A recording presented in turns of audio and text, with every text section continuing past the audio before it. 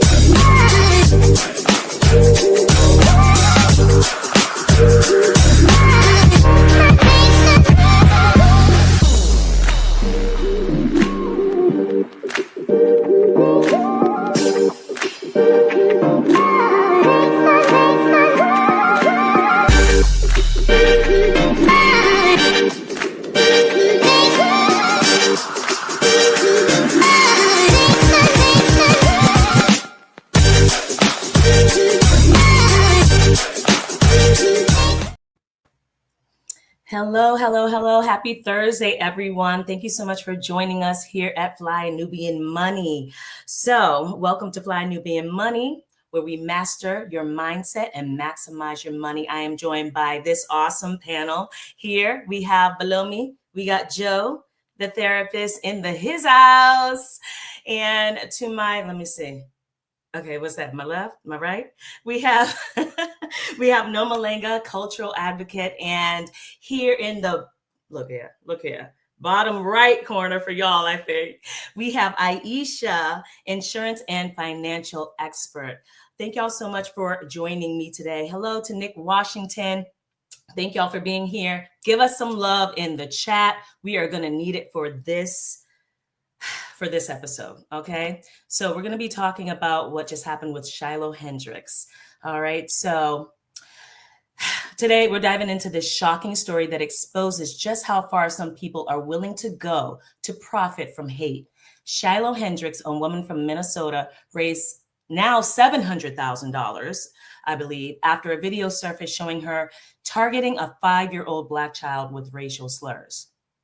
What's even more disturbing is this platform where the campaign was launched. It's called GiveSendGo. It's profiting from this hate. Activist Kiandria Demone discovered this and is now leading the charge to stop it. We'll talk about the harmful cycle of hate speech and how companies are profiting from it and what we can do to put an end to it. All right, so thank y'all so much for joining us here. This may be a heavy topic. Trigger warning for some of you guys for the videos and the topics we're going to discuss today. All right, let's get into it. So, Nomalanga, how does this incident reveal the cultural double standards in how Black children are treated versus white children? What do you think about that? And let me preface that to say, this child, I believe, has autism.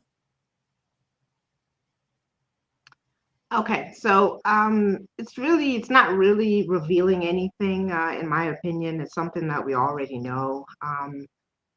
Those who already know me know I'm a huge advocate of homeschooling, and part of the reason why I advocate for homeschooling is because Black children are just not treated the same in public schools, where the majority of the children are not Black children. Right. So it's not revealing anything. It enrages us. It's very disappointing. It's hurtful, but unfortunately, it's not anything. No, true.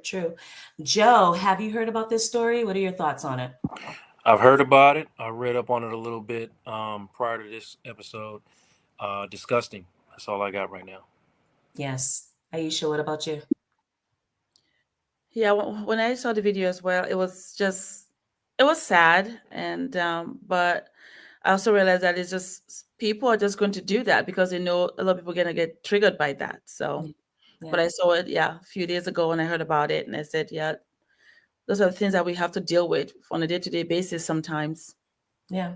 And that's a good point. Things that we have to deal with, right? Should we have to deal with it? That's another thing, because humans are going to be humans. All right, let's go to the video and take a look at what actually happened. Call him a nigger, the child? The fuck you talking Did you about? call the child the nigger word? None of your fucking business. It is my own business. You call him a nigger? Okay, why don't you have the balls to say it right now again? Fuck you, nigger. Okay. All right, that's what you say. Shiloh Hendrix, the white woman who appeared to hurl a racist slur at a black child in a now viral video, has raised over $600,000 in donations for herself on a fundraising page. Hendrix appeared to call a 5-year-old child the N-word at a park in Minnesota, and she now claims her family has been attacked and they may need to relocate. The fundraising page, which was initially flooded with donations from people expressing racist beliefs and sympathies, has raised over $600,000, surpassing its $50,000 goal. You don't go digging through people's shit, you dumb fuck. Nobody dig into your shit. A little fucking kid just did, you dumbass. That little kid, you call him a nigger? Yeah. The little child? What if he acts like one? He's gonna. Are you about to hit him? You chase him here? He took my son's stuff. So that gives you the right to call the child, 5-year-old, a nigger, the N-word. If that's what he's gonna act. That's like. what you're gonna call him. That's what he's gonna act like. You know, that's a hate speech. And you can be recorded for that. I don't give a shit. Huh. Fuck off. Okay, we'll see about that, what the internet has to say about you. Wow. So my initial reaction, I'm pissed, but you know, that's what they want us to be, pissed. On one hand, I'm like, I'm pissed. And on the other hand, I'm like, coming from somebody like you. Anyway, Joe, I have a question for you. So what about the psychological effects, and how do the psychological effects of Black children and things like this that happen to Black children or happen in front of Black children, how does this affect them psychologically? Yeah, racial trauma is a real thing. You know what I mean? It's a real thing. You can internalize that and start to devalue yourself if you're not told over and over again that you have value, and your value does not have anything to do with the color of your skin, or at least you're devaluing you has nothing to do with the color of your skin. So, you know, it's going to take some psychoeducation, constant reassurance for children like this to understand, you know what I mean? Like, what did I actually do here? Because he's a young, so he feels like though this person is mad. So he perceives that as, I've done something wrong. What have I done here? I'm Black in a space where I shouldn't be Black, which is everywhere in America. So, I mean, it does have its effect. It does take its toll, but you know, it can be reversed, and you can do something about it. So that's interesting, racial trauma, and that's definitely what it is and what it's causing, and then how that equates to your self-worth and your value as a child. I'm just thinking about my daughter, right? And I shelter her from things like this. She doesn't know that things like this go on in the world, but it's becoming more and more apparent to me that soon I'm going to start having real serious and deep and triggering conversations with her. And I don't want her to start right now. She doesn't believe anything negative about her Blackness, but I don't want her to start feeling negative about her Blackness. How do parents, Joe, just want to piggyback on what you were just saying, how do parents go about having that conversation without causing more damage, or not more damage, but like self-esteem, self-worth, self-value damage to their children? Well, it's very difficult, right? But the best way to approach any conversation like this that has anything to do with trauma is always, first of all, do a check-in with the feelings. Like, how does this feel? You know what I mean? What's going on? What did it bring up for you? And be honest with your child. I mean, you know, the best way to avoid history or repeating history is to be aware of it. So, I mean, unfortunately for us, it's a reality that we have to educate our children on, you know, our existence in this country. Yeah. So that we don't, you know, so that they understand that, you know, and I'm not just the full history, right? Not just the negative history, or, you know, history that puts us down or make us feel or look less than, like the full history of who we are, the adversity that we've overcome. We have to educate so we have pride, you know, in who we are versus shame. That's great. That's great. Aisha, we're going to go to commercial break, but when we come back, Aisha, I have a question for you about the ability of this company to actually fundraise or profit from the fundraiser. We'll be right back. It's a good show right here. but I'm biased. If you are just tuning in, you are watching Fly Nubian Money, where we help you master your mindset and maximize your money. My name is Tiara Williams. I'm also known as Miss Black Hollywood, and I'm the proud producer of this show because it is lit. If you want to receive notifications for when we go live Monday through Friday, 1 to 2 p.m. Eastern Standard Time. All you have to do is text the word Queens to 87948. That's Queens to 87948. That's QUEENS to 87948. Also, if you want to grow your money and not blow your money, all you have to do is go to flynubianmoney.com. There's all kinds of resources, there's courses, there's free giveaways. There's just no reason to be broke in 2025. All you have to do is go to flynubianmoney.com. Obviously, you don't want to be entertained here. You want to know enough to grow. Wait, I need to put that on a shirt. You got to know to grow. Got to know to grow. So know and grow with flynubianmoney.com.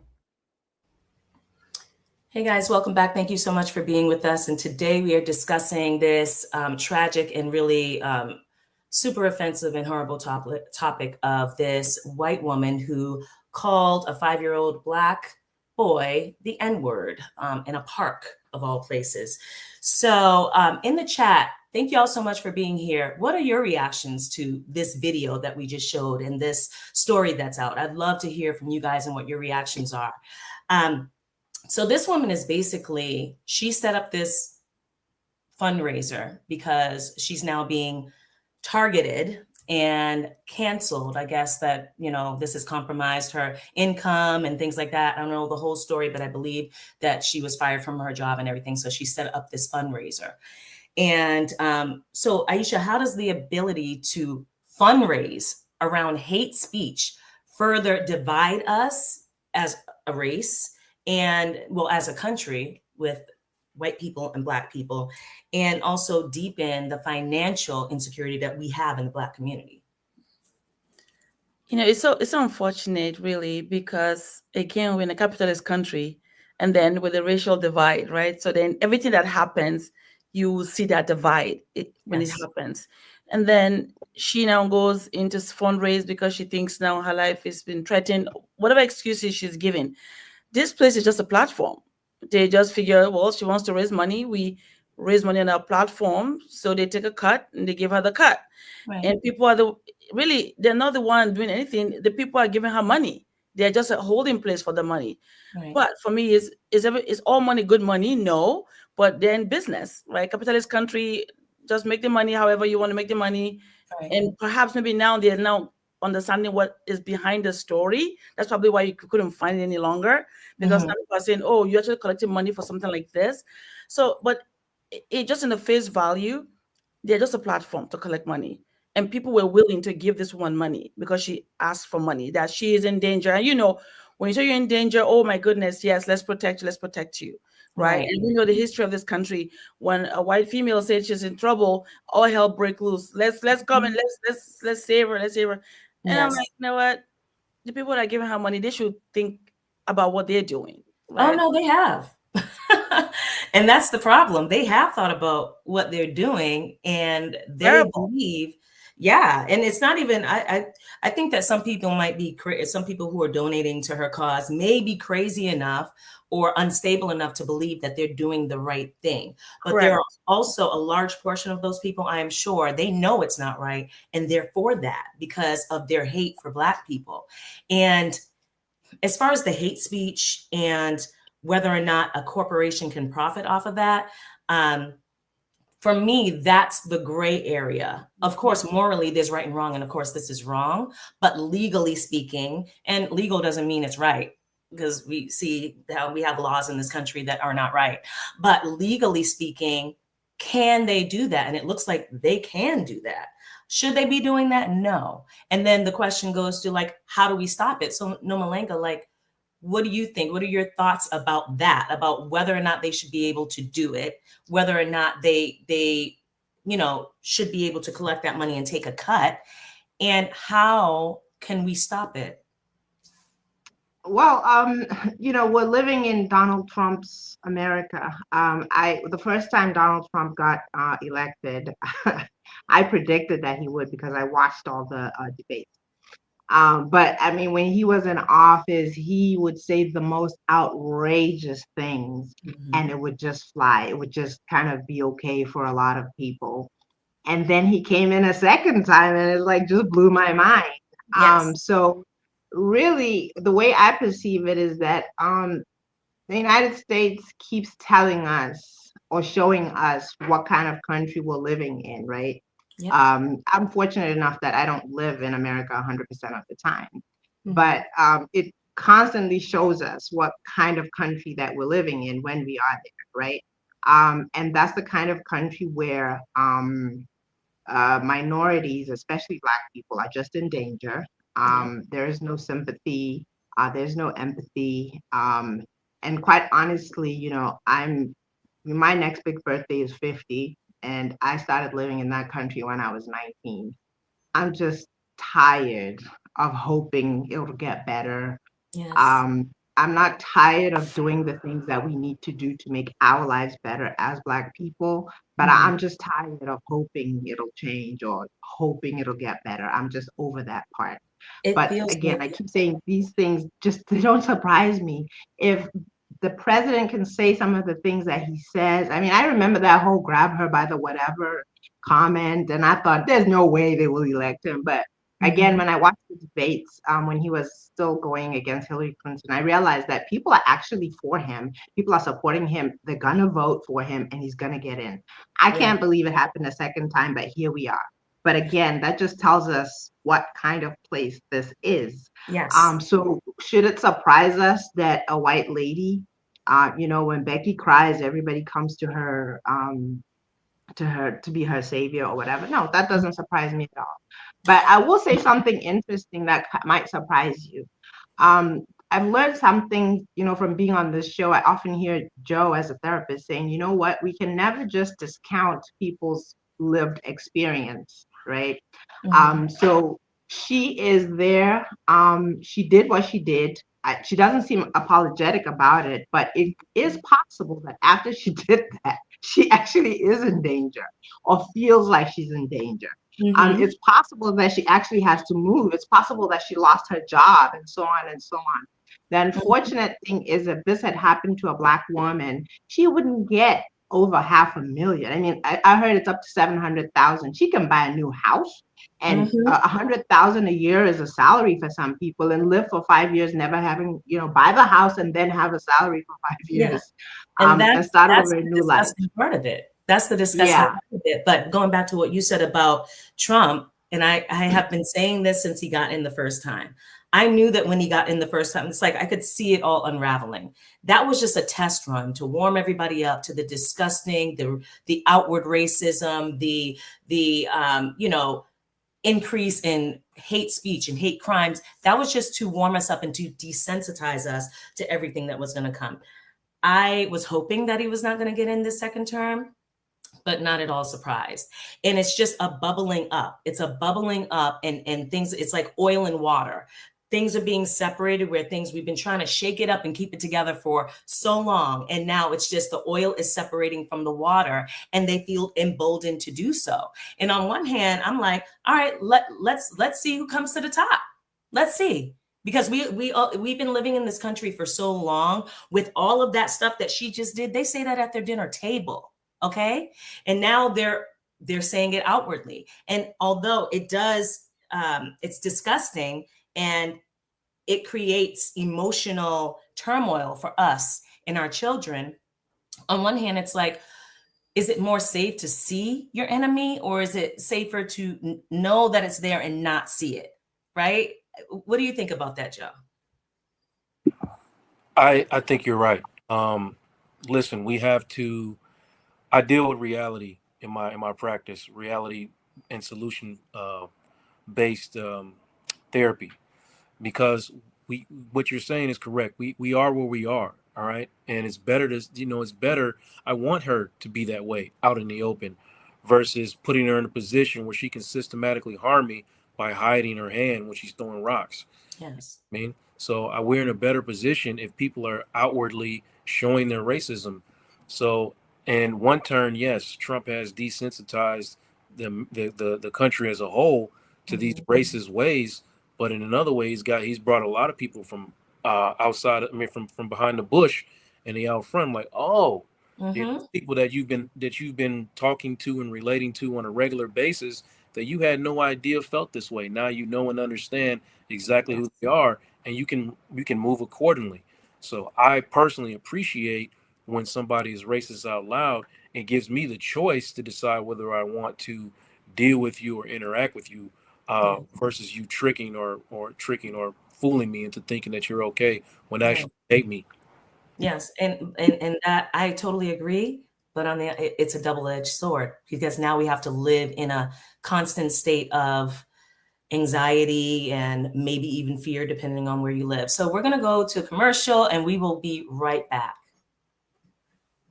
I know you're busy, you got things to do, and you can't take us on the go with you every single day. Good news for you. We are now on Spotify. So if you can't watch us, now you can listen to us on Spotify.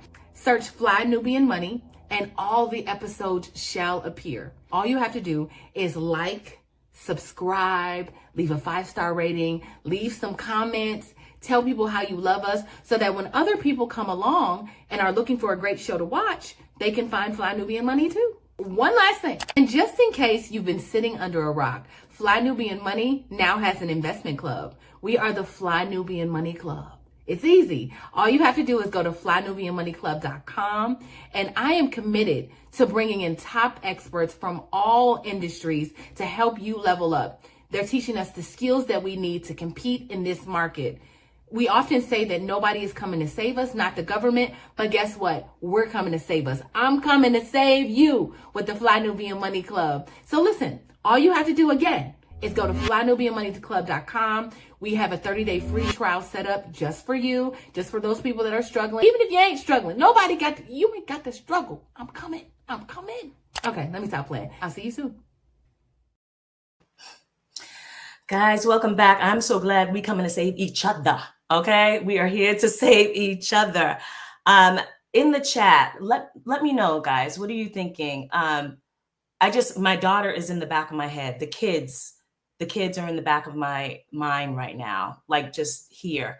And do you have any suggestions on how we can safeguard our children, but also, like Joe said, be honest with them and prepare them for this country that they're going to have to live in if we stay here, right?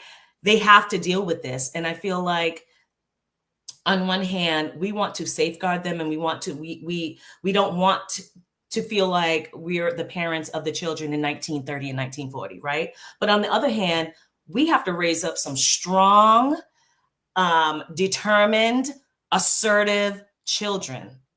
We have to, because we can't afford to have them be as soft as their counterparts, because they're going to live a totally different life experience. So let me know in the chat what you guys think about that and what suggestions you might have.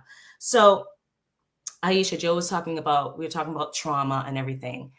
How do you think that trauma that we're experiencing individually, when we even hear or see stories like this, and as a Black community as a whole, how do you think that affects us financially? Because it does. And these topics are so layered when it comes to us, because everything affects us differently than everyone else in this country. But how do you think that trauma affects us financially when things like this happen?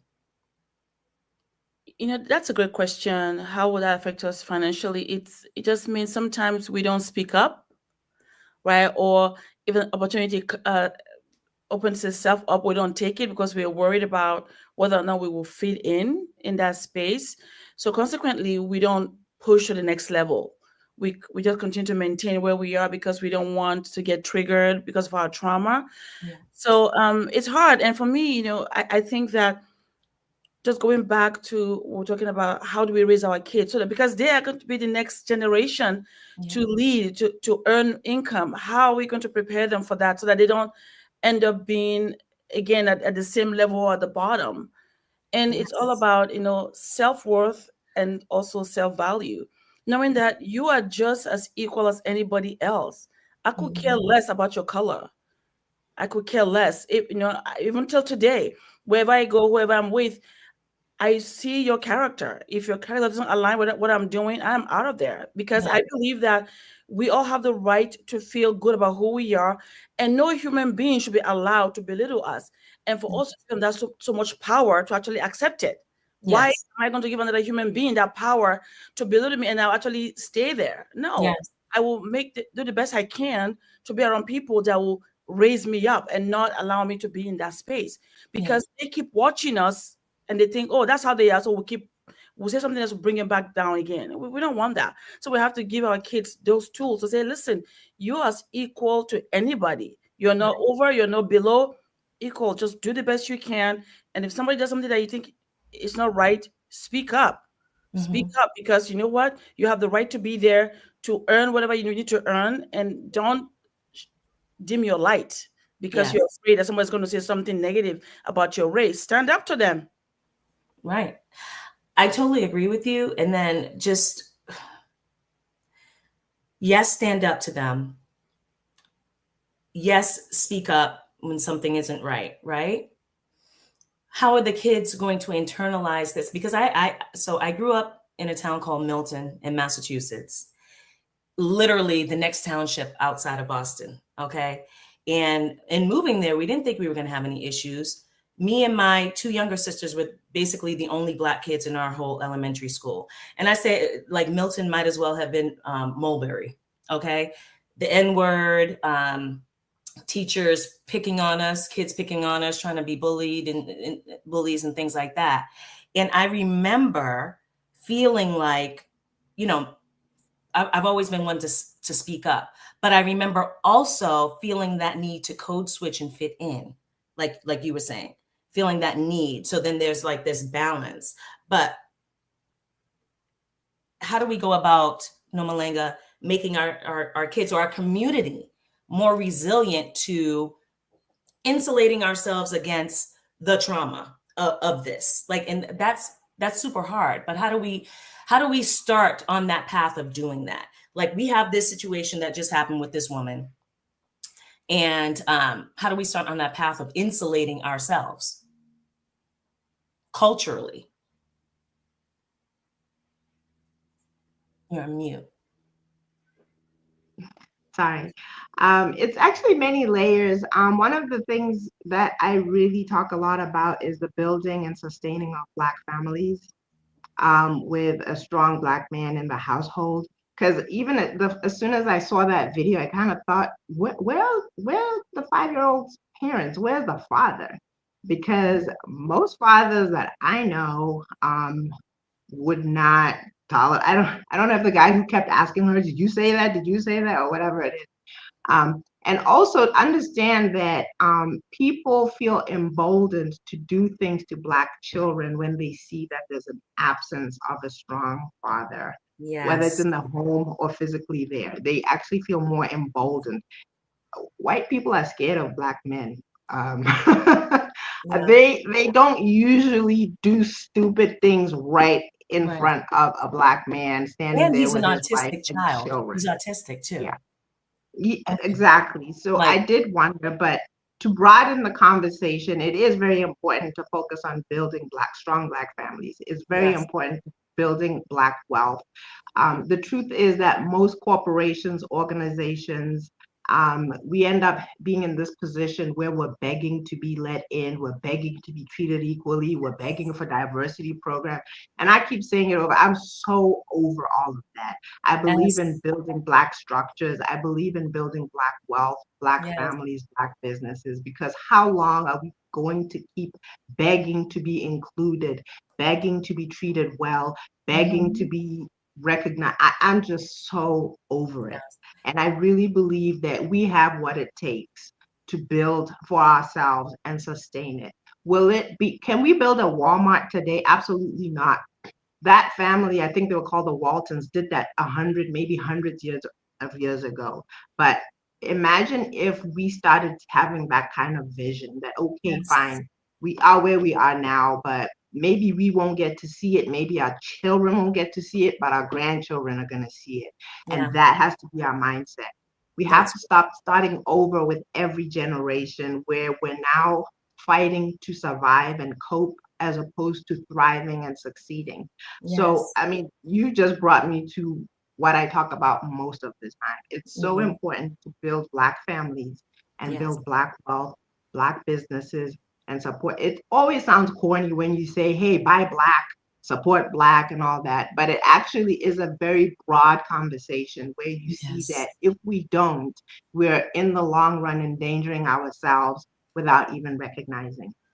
That is so true. Nomalanga, that was a mic drop moment. Okay. We're going to go to the next video and we're going to come back and talk a little bit more of that building Black wealth and how that can help us in situations like these in real life and in 150 years. Let's see the video.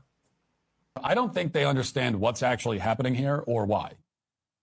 It is, in the end, a net positive that this woman has raised $500,000. I'm glad she has. I hope she raises $1 million. I will not be joining with some of my conservative friends in wagging my finger at her donors, and I'll explain why. First of all, she does have a legitimate need for the money. The mob is truly trying to get her killed. I don't believe that a woman should have her life threatened for saying a word, even a bad one. Now, you could say freedom of speech, but not freedom from consequences for your speech, all you want. But if losing your livelihood and having your house burned down is a consequence of your speech, then you do not have free speech. Supporting free speech means supporting someone's ability to speak without having their family murdered for it. Okay? I mean, that should be pretty obvious. Second, more importantly, and this is the part that I really need everyone to stop and think about. This is the most devastating attack on cancel culture that we have seen, possibly ever. Shiloh Hendrix has, without really trying, effectively ended cancel culture. As Mark Dice said in his video about the incident, Shiloh is the final boss of cancel culture, or maybe rather the final boss that cancel culture has to fight. And I think that's right. And this is the part that many conservatives seem to be missing. All they see is that this woman said something bad and is now getting rewarded for it. The whole thing is so unsavory that they can't help but recoil. And yeah, it is unsavory. You wish that Shiloh had said or done something that we could affirmatively defend. That would be much easier. Nobody wants to affirmatively defend cussing out a 5-year-old, even though I don't think the kid's actually 5. But none of that is the point. The point is that the only way to put an end to this routine, the routine where the outraged mob mobilizes and assembles to destroy somebody's life, is to disincentivize the routine. And the only way to disincentivize that behavior is to reward the person who's being targeted. Yeah, when garbage sounds like common sense, right? I mean, I'm always amazed that people can make garbage sound like they will common take it and they will twist it and they will mold it into the narrative that they want to put on it. And again, not surprised at all. Not surprised. And like I said, on one hand, I'll keep it coming. Give her $1 million. Let's see what it really is. Let's list all the names of all the donors. This whatever shit that he was just spewing. It makes no sense. But what do we do? So, Nomalanga, you just dropped the mic and you talked about strong Black families, which yes, 100%. We should be building out the framework for the next 150 years, because they keep us so focused and so busy fighting these little things now. There's always something. There's going to be something. Every week, there's going to be something. There will be something else next week and the week after that. And so I feel like we aren't having enough of these conversations to be like, all right, they're going to do their shit. Okay, so what are we going to do? All right. And building out our framework for this is what we're going to do to build strong Black families. This is what we're going to do to build strong Black communities, Black businesses, Black wealth, strong Black kids. What is our project 150 years from now? What is our project memo? What does that look like? So Aisha, and speaking about that in the next 150 years and what it is that we should be building, what should we be doing financially to safeguard ourselves from the effects of this negativity spewed on our community? Because whether we like it or not, these people are the bullies, right? And we're being seen as the children of society who always have to be saved, who always need to be told what to do, who always need direction, right? We need to police, we need to start policing and organizing ourselves. They're not coming to save us, and we don't need them to save us. We need to really start looking within and in our individual households and communities. So, Aisha, what can we do to financially safeguard ourselves and start putting the prongs in place so that we're not going to be the last rung on the ladder in 150 years? You know, it starts with us, right? Shop within our own community. Let's make sure we support our businesses, letting our money circulate in our community first before it leaves our community. Otherwise, if we keep looking outward, then we will never build our own.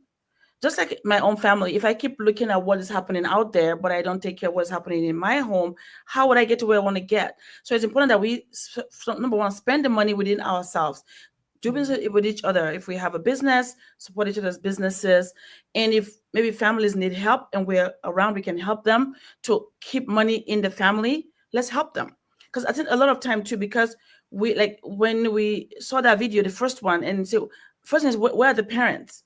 Right. But if we support each other that way and we safeguard each other, making sure that somebody's there to protect that family or our community, then we can keep building on what we've already built.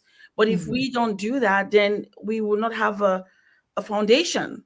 Yes. Because you're always starting over and over again. That's difficult to build if you're always starting over. So we have to take that, take the reign and say, we have to do this. Now we know this is happening. It's not going to change. We have to help each other out. So this is the only way, because you can't keep looking outward. You have to look, what can we do collectively? Support each other's businesses. If a family needs help and we're able to help them, let's support them so they can keep that finance or money in that family rather than going outward and not being able to build anything.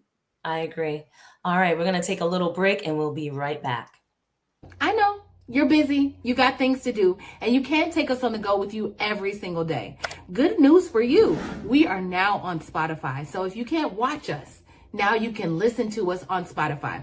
Search Fly Nubian Money and all the episodes shall appear. All you have to do is like, subscribe, leave a 5-star rating, leave some comments, tell people how you love us so that when other people come along and are looking for a great show to watch, they can find Fly Nubian Money too. One last thing, and just in case you've been sitting under a rock, Fly Nubian Money now has an investment club. We are the Fly Nubian Money Club. It's easy. All you have to do is go to flynubianmoneyclub.com, and I am committed to bringing in top experts from all industries to help you level up. They're teaching us the skills that we need to compete in this market. We often say that nobody is coming to save us, not the government, but guess what? We're coming to save us. I'm coming to save you with the Fly Nubian Money Club. So listen, all you have to do again is go to flynubianmoneyclub.com. We have a 30-day free trial set up just for you, just for those people that are struggling. Even if you ain't struggling, you ain't got to struggle. I'm coming. Okay, let me stop playing. I'll see you soon. All right, y'all. I know you're busy.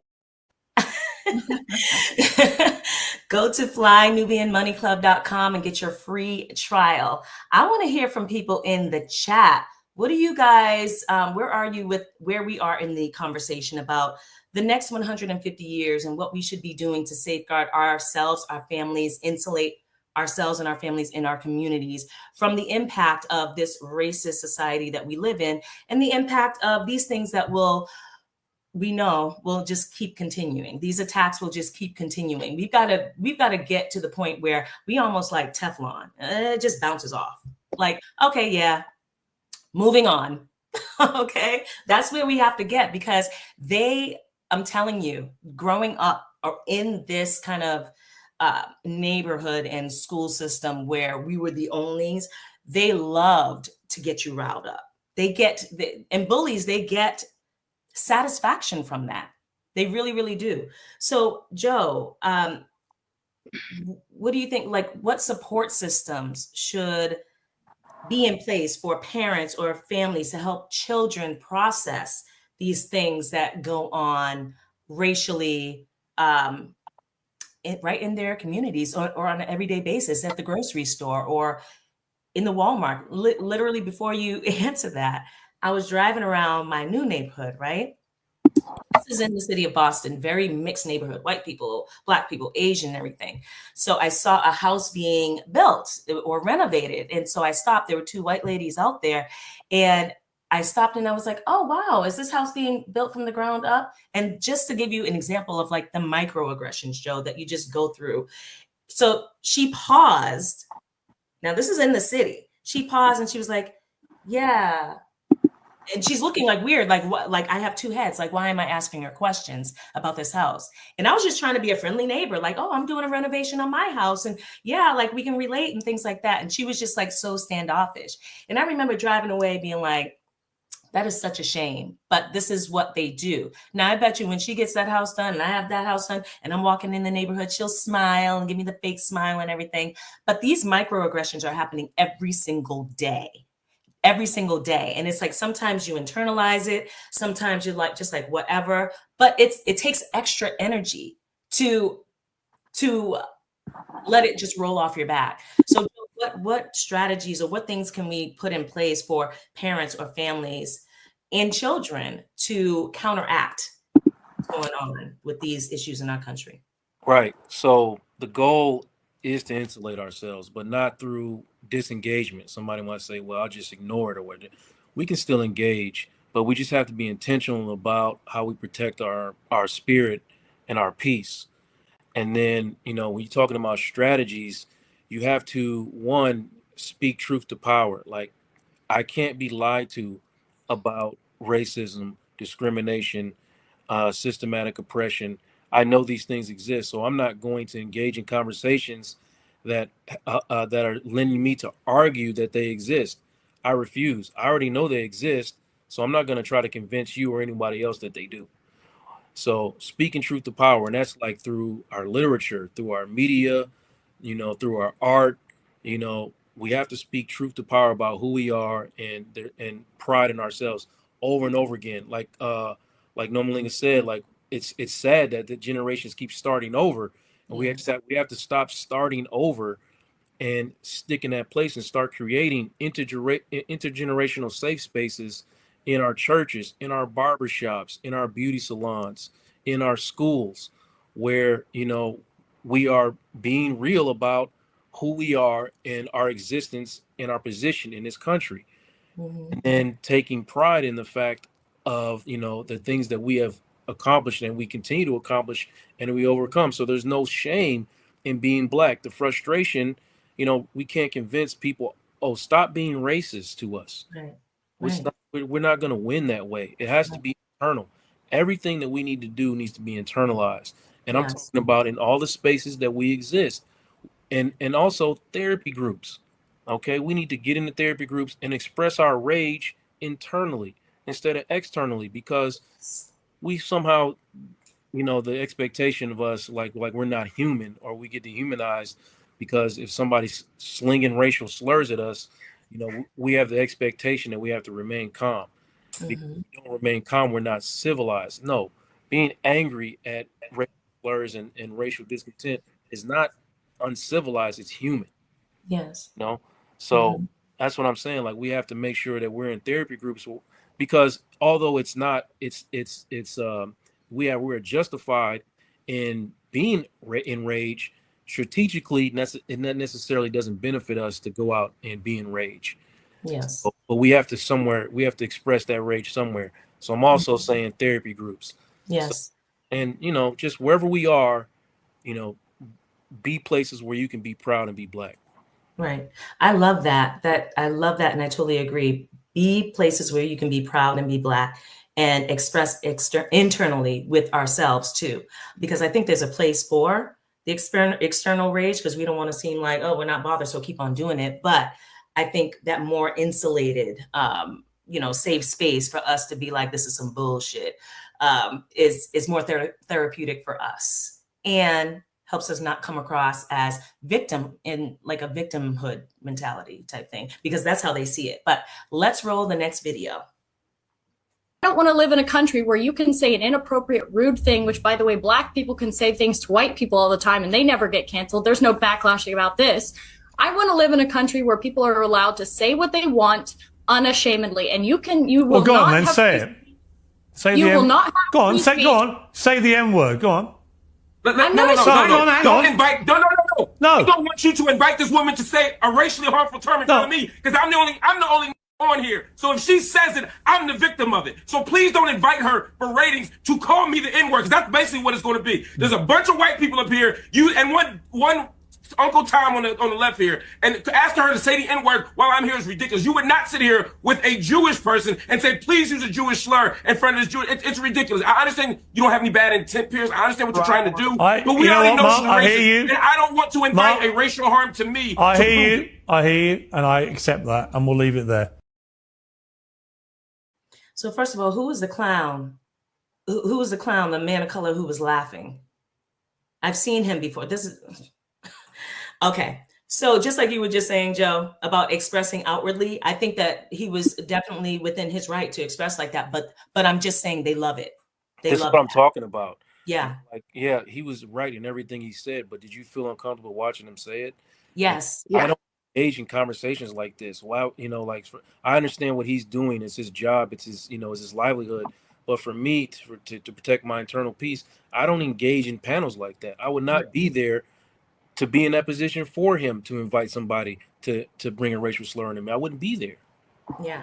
So that being said, Nomalanga, what role does media play in perpetuating this challenging narrative of Black people as the victim and doing little bullshit like Pierce just did, and around racism and hate, and also the double standard when it comes to what Black people do and what white people do? What role does media have in that? See, the hysterical Black guy is Mark Lamont Hill. And granted, he has his feelings and he's entitled to them, but I don't see any good coming out of him, whatever that was, that whole drama that he's doing that I feel he put on. Pierce, on the other hand, when he said say it, he shouldn't do that, but at the same time, he was actually challenging that lady to think, okay, you said this was okay. If it's okay, then why don't you say it? And by not saying it, she's actually admitting that she somehow knows that it's not right. That's why she was kind of, good point, ducking around the thing. And he was like, just say it. If there's nothing wrong with it, just say it. Right. So I don't think the hysterical Mark Lamont Hill was necessary. You won't get heard by people. You won't get respected by people by acting hysterical and not making strong points. And actually, he could have easily said, look, I understand what you're trying to do, Pierce. She's not saying it because she knows that it's wrong. But at the same time, what you're doing right here is you're inviting her to do this. I'm the only Black person. He could have literally said it with a strong, authoritative, calm, respectable way, right? So media is a two-edged sword. I've always believed in, I don't have any training in, like I didn't go to college for media, but I've used media for the last 15 years as my strongest tool. And it's a two-edged sword. You get heard by people that you would not have, that would not have heard you thanks to social media, thanks to all these YouTube, Facebook, all of these things. You reach people who need to hear what you're saying. But at the same time, when you're not on your P's and Q's, you're also now exposing yourself again as like some hysterical basket case. So it's a two-edged sword, but when used correctly, I really believe in the power of media. When we first started doing all these podcasts and things, which was like back in like 2010 or so, it wasn't that common, it wasn't that popular to have Black voices actually go to other Black people and reach them, unless you were watching BET, which then also started changing in terms of, because they were owned by white people. So I respect media and using it as a tool as long as we use it correctly. I agree, and you brought up some great points as far as respect right? When you react in that way, and of course, like, it's warranted that he felt that way. But when you react that way, they don't respect you. So he knew he was going on that panel. He should have already been prepared for whatever was going to come out of that. And knowing with his training, another great point that you brought up, if any of us were put in that situation and we did that, it'd be like, oh, well, I didn't know what to do in that moment because we're not trained. He's trained. He's done this a lot. This clip reminded me of, I don't know if you guys remember it, some Van Jones clip from like years ago when he was crying on, and I was just like, what? Like, I don't want to see my Black men up there looking weak. And they're just like, oh, poor Van. And it was just so, it almost made me nauseous to watch it. So if we're going to go on like platforms like this, we need to be ready. We need to be ready for what they're going to throw at us. And like you said, be on our P's and Q's. So Joe, I saw you rolling your head. What were you rolling your head? What were you rolling your head about? Because it's just talk about that Van Jones moment, man. You remember that? Yes, I do remember it. I was triggered. So bothered. And let me say, Mark, although, I don't like what he did there, but I understand it. You know what I mean? I think Nomalanga was right when she was talking about, showed up how it doesn't benefit him to look that way. Yes. And I agree with that. Strategically, we can't do that, but I understand it. Like, I don't want to dehumanize him for being triggered in that moment. Right. Because that's what, racism has done. It makes it say that we cannot get mad in these moments and we're somehow less than or we failed if we do. Meanwhile, we're constantly being told, we're monkeys and people spitting on us, but the expectation is, we need to be calm in all of those moments, and we can't always do that. It's an impossible standard to set. Yeah. And we are not less than or uncivilized if someone hurling hated us triggers us. Yes. Okay. Right. We want to be better. We want to be whole. So we should deal with all of our emotional triggers, right? Yes. But racism is an emotional trigger for a lot of us. And sometimes we haven't really dealt with it. So when you're triggered, what do you do? No matter what you do, you know what I mean? You're going to explode. Yes. And I totally 100% understand that. Like, I totally 100%, like I was like, what? But again, I'm untrained. I'm untrained in media, right? And he is somewhat representing us because he's the one on the panel representing us. So like Nomalanga was saying, like, there was a way to combat that, but there was a way to combat that in a calm manner. But again, we're human, and sometimes people will have their moment. And yes, there needs to be space for that. I'm just saying I don't like to see it in media. I don't like to see it because it just further perpetuates that us being the victim or us being less than in that moment. But he's totally within his rights to have that moment. So Aisha, what action steps would you recommend to someone watching this and feeling helpless? And Joe, I'm gonna throw that to you too. Like, because, okay, I guess we got to go to our final thoughts. So Aisha, we'll start with you. What are your final thoughts? Final thoughts. I really believe that we experience what we allow. We do. We'll experience what we allow. If we, in our own homes, allow each other to be called crazy names, and we think it's okay, and people know that we do that to each other, then they feel they have the right to call us the same. So I think it's important that we also examine ourselves and the way we talk to each other, because people are watching us. So that is very important, that we will experience what we allow. And we should take the moment to maybe take a deep breath. If something is not right, there's an injustice happening right in front of us that we're experiencing, well, let's take a moment, take a deep breath, and then respond. Right? The video we watched was terrible, right? And nobody should be gaining or making money out of it. But again, because they feel they have the right to do that to us, because we do that to each other, they feel comfortable doing that. So we experience what we allow. With that being said, we are made in the image of God. So somebody calls you, whatever name they want to call you, just remind them that that is their opinion. It's nothing to do with you. And we have to get to that space. We can't allow things to always affect us so radically that we can move forward. And if you ever have questions about finances, you want to protect your wealth, because things like this affect us in our finances, talk to me. I'll try to help you. And I'm in the Black Business School, and also www.aishaverzi.com. All right, thank you so much. Thank you so much, Aisha. And Nomalanga, your final thoughts?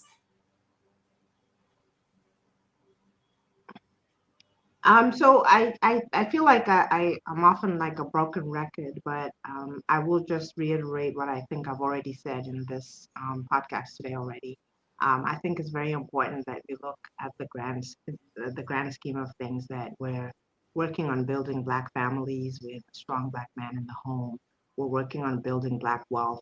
I also believe in homeschooling Black children. Now, homeschooling doesn't mean that you entirely remove your children from the public or private school system and put them in the house and insulate them from everything.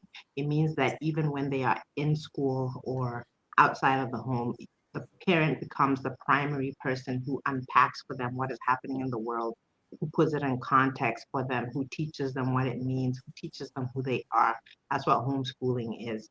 It's teaching us to love ourselves, to respect each other, to respect ourselves, and to really take pride in being Black, building Black families, building Black wealth, and doing it for hundreds of years to come. I can't emphasize that enough. Where you can find me, my name is Nomalanga. I am on Facebook as Nomalanga Shalaye Moses. I'm also on Instagram as Noma Moses, and I also have my YouTube channel, also under the name of Nomalanga Shalaye Moses. Thank you so much, Nomalanga. Yes, the struggle continues, and I agree with you. I love what you said about homeschooling. I agree too. What about you, Joe? What's your final thought? I'm just going to talk to the folks that are wondering. I saw a couple questions in the chat about when we should be having these conversations, or should we be sheltering our children from that. And I'm going to tell you, I don't think that we should be sheltering our children. That actually can be harmful. If we don't name racism for what it is, often and early, then those kids start blaming themselves when they experience it, and they're going to feel triggered or gaslit when their pain is just dismissed, and I don't want that for anybody's kids. So, we got to tell our kids, some people get treated unfairly because of the color of their skin, and it's okay. It's not okay. And it's not your fault either. And I want you all to be proud of who you are. I want to be proud of who you are. So I'm gonna validate. I want y'all to validate your children's experience, and then empower them to understand who and what they are, because that's how we combat this thing, and we can avoid the generational repeat of this over and over and over again, by asking people to stop hiding and avoiding these things. And then when somebody like Trump comes along and he's out in the open, everybody's clutching their pearls, like Trump invented racism. He's not even the worst president that we've had in our history, as far as racism goes. So we shouldn't be, if we get out in the open in front of these things, maybe stuff like this doesn't happen, and maybe we don't feel so threatened when it does. So you can follow me on all socials, J Corley 80 on Instagram. Come see me Tuesday night. I'm going to be doing a panel with 3 other therapists on my podcast, Vulnerability Isn't Sexy. And we're going to open it up, man. I really want y'all to come in the chat with all your questions. I'm going to have 2 women, including Felice, the big coach, and we're going to be answering all the questions. So I want y'all to come join us. And if you're interested in tapping in with some healing, realuconsulting.com. And I'm just looking for everybody to work internally to heal themselves, and we will be all better externally when you start doing it. Yes. Thank you so much, Joe. And I want to come on Tuesday, so I got to get that information from you. So my final thoughts, I know that we look at stories like this and things like this that happen, and it does chip away at our peace. It chips away at our self-esteem. If we let it, it can chip away at your self-worth. But I believe, like we've been talking about today, what are the steps? What are the actionable things that we can actually do in order to counteract the effects of all of that? Because we really do need to insulate ourselves. I feel like we need to have this 150-year plan for our families and for our community and culture as a whole. And that includes, like Joe was saying, the honesty and having the hard conversations with our kids, having the hard conversations with each other, because we've also probably gotten really complacent in this society, just thinking that these things don't exist like they used to, and they do. So 150-year plan as far as what we're going to do to build Black wealth, more Black businesses, more Black home ownership, land ownership, property ownership, more Black health as far as mental health, as far as wealth is concerned. Those go hand in hand. And then it all begins with our strong Black children and having a strong Black family. So those are my final thoughts. My name is Shalaye Camillo. I am CEO of Vital Source Realty. You can find me at vitalsourcerealty.com. You can find me on Instagram at Shalaye Camillo. And I can help you wherever you live in the United States, buy or sell a property. So reach out to me. I would love to help. And that is our show for today. Thank you so much for joining us. Hate speech is not going to be over anytime soon. And we just need to get tough, and we're going to have to deal with it. So thank you so much for having this conversation with us, and we will see you next time. Peace.